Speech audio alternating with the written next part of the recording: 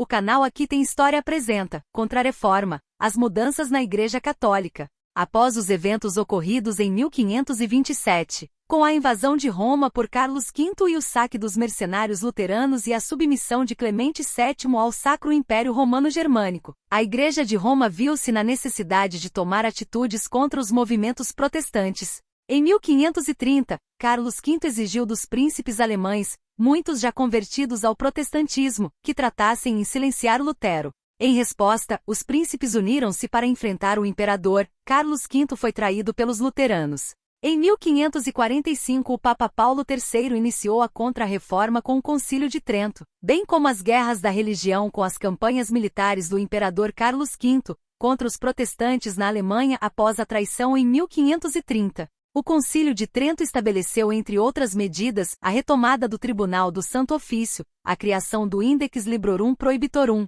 com uma relação de livros proibidos pela Igreja e o incentivo à catequese dos povos do Novo Mundo, com a criação de novas ordens religiosas, dentre elas a Companhia de Jesus. Outras medidas incluíram a reafirmação da autoridade papal, a manutenção do celibato eclesiástico, a reforma das ordens religiosas, a edição do Catecismo Tridentino, reformas e instituições de seminários e universidades, a supressão de abusos envolvendo indulgências e a adoção da Vulgata como tradução oficial da Bíblia. A obra de renovação espiritual do clero e do povo levada a efeito por São João de Ávila começa a reformar as ordens religiosas. Santa Teresa de Ávila reformou a Ordem do Carmelo e São João da Cruz estendeu a reforma aos frades carmelitas. Foram reformadas nessa época antigas ordens religiosas como a dos beneditinos por Didier de la Cour e a Congregação de São Mauro na França. Os agostinianos foram reformados por Pedro Fourier. Os capuchinhos surgem como um novo tronco dos franciscanos,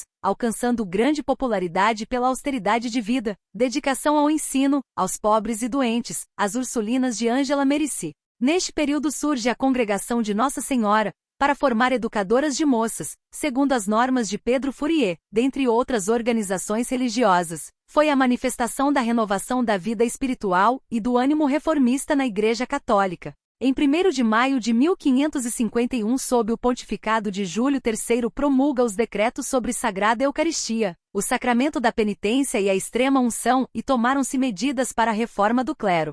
Qualificou de heresia o pecado de simonia, o ato de vender favores divinos, bênçãos, cargos eclesiásticos, prosperidade material, bens espirituais, coisas sagradas em troca de dinheiro, era excomunhão sumária, caso comprovado a prática por algum religioso.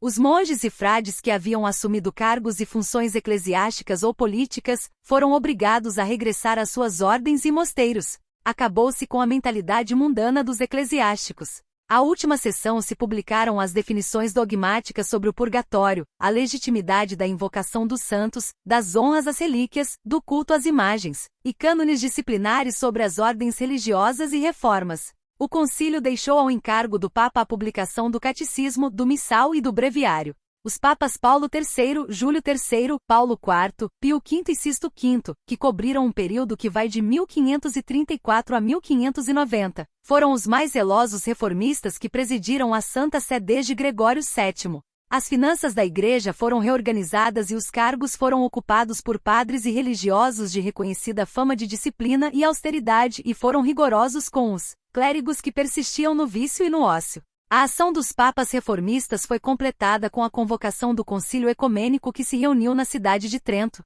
Foi sob a ação destes papas que a Reforma Católica alcançou seu auge. O período que se seguiu ao Concílio de Trento foi marcado por uma grande renovação da vida católica. A Igreja recobrou novo vigor. O canal Aqui Tem História agradece sua audiência e solicita seu joinha. Gostou do nosso conteúdo? Compartilhe, comente e inscreva-se no canal e até breve.